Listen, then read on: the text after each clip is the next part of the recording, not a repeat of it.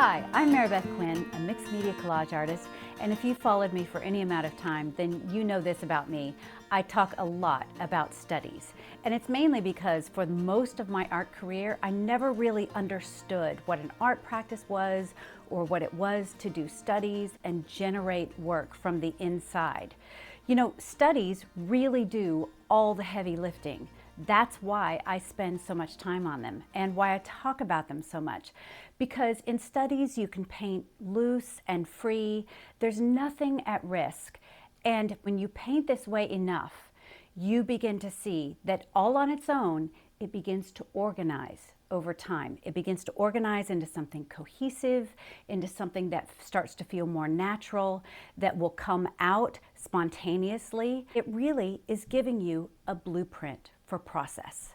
So I'm going to show you how I've been working on these, my first real paintings in this iteration of my botanicals, all based on the studies that I've been doing for months. So let's take a look. So when I decided I was ready to do what I would refer to as a real painting, I ordered some boards that were just an eighth of an inch thick and put gesso on them and thought I would give that a go. My favorite surface to paint on really is mixed media paper, but I thought I would try this and just see how it worked out. So I'm starting with just marks. I did some asemic writing there. Really, there's no content to it. It's just something that looks like writing. I might have a thought in mind, but I'm not actually writing words. And now I'm adding inks, and this right here is an Inktense pencil. It's a dark olive green. It's one of my favorites. And I'm just sealing it now with some medium from my brush because it's water soluble. So I don't want it moving around later in the painting. So I'm just covering the surface because a lot of times that's the most intimidating part, right? It's just, it feels too much, like you don't know where to go next. But because I've really worked with my studies in this way, really random starts, and I have my favorite materials, I have a very limited palette, which you can find all of that information in the description below, about materials and palette colors and all of that. But I know that this is a way that works for me. I'm starting out with my magenta, my really dark magenta color, and then a dark ink color that is mixed with orange and a bit of black. It makes a really, really dark green. If you'd like to learn with me, right now I have a sale going, 30% off all of my classes, and I would really love to see you there.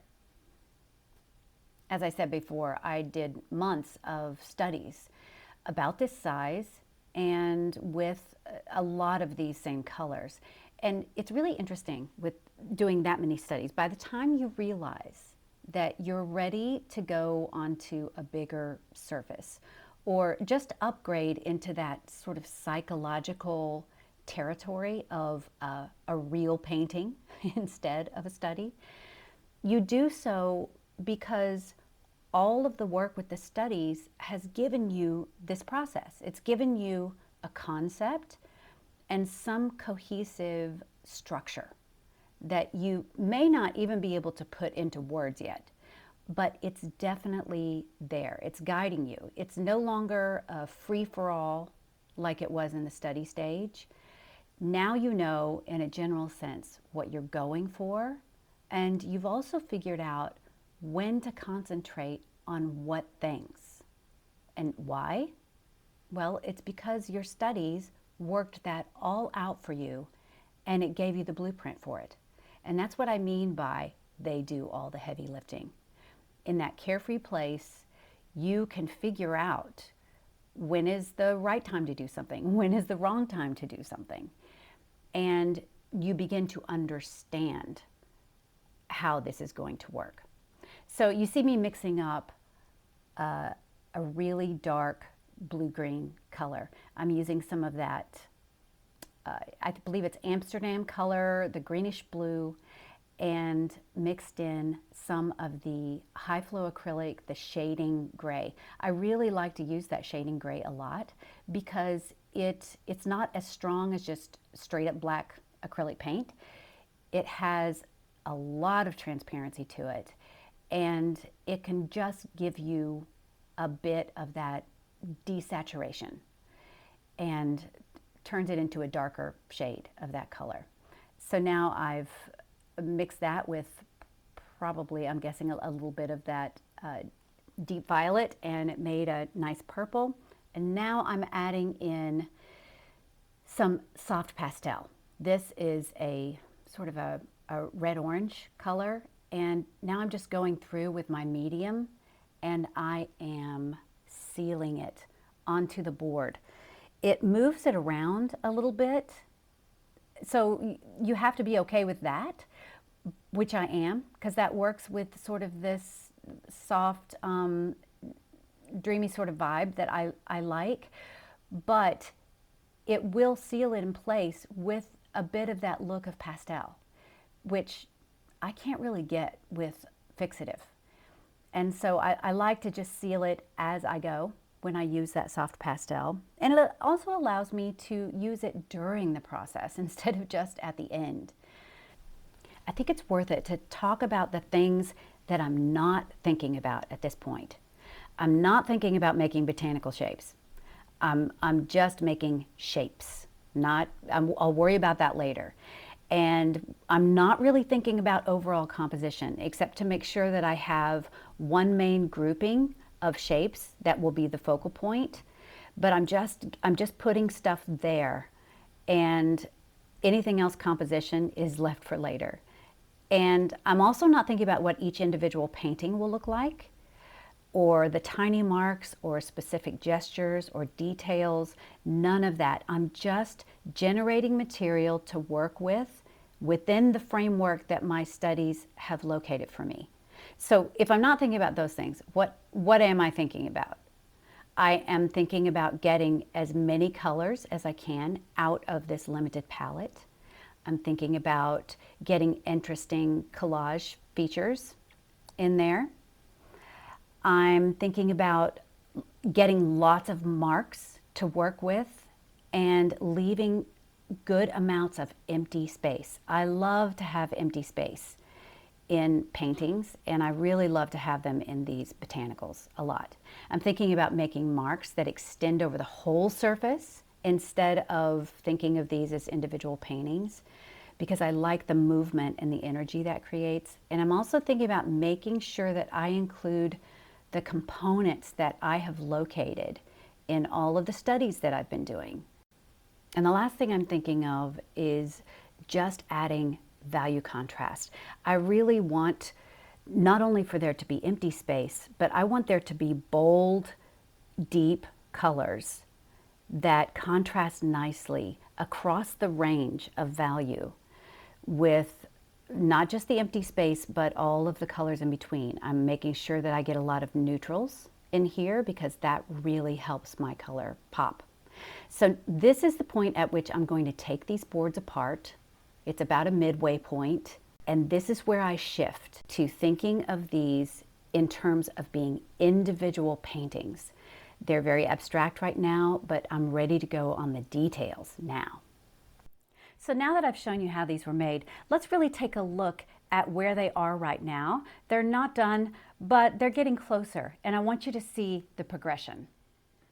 So as you can see, these still don't look done, but they're starting to organize themselves little by little. And the only reason I know how to progress from here is because I've done it in my studies. This will be my main area of focus. This is already, I can tell, grabbing a little bit too much of the attention, so I'll have to bring that back. I know that's what comes next on that one. On this one, this has a nice grouping. It's sort of right in the middle. So as I add to it, I'm going to really focus on bringing it in this direction to get the center of this flower grouping, or the main focus, get the center of that maybe more right here. This one I'm really liking a lot. It has some nice potential. I'm not liking how this is all empty space over here and then the rest of this seems kind of full. I've begun to open up some space here, but I need to do more of that.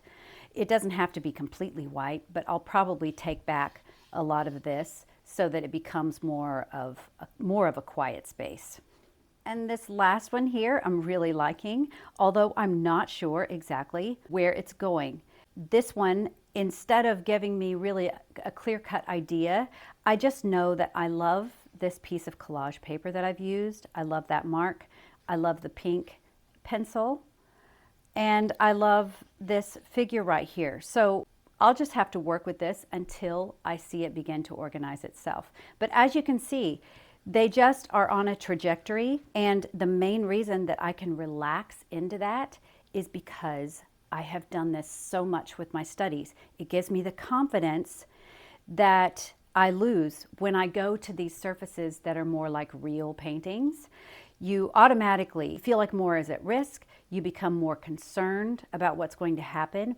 But because I've done these studies and I have my blueprint, that brings my stress down, and I feel like I have more mastery of this particular process. I have more confidence that I know how to solve the problems that will arise.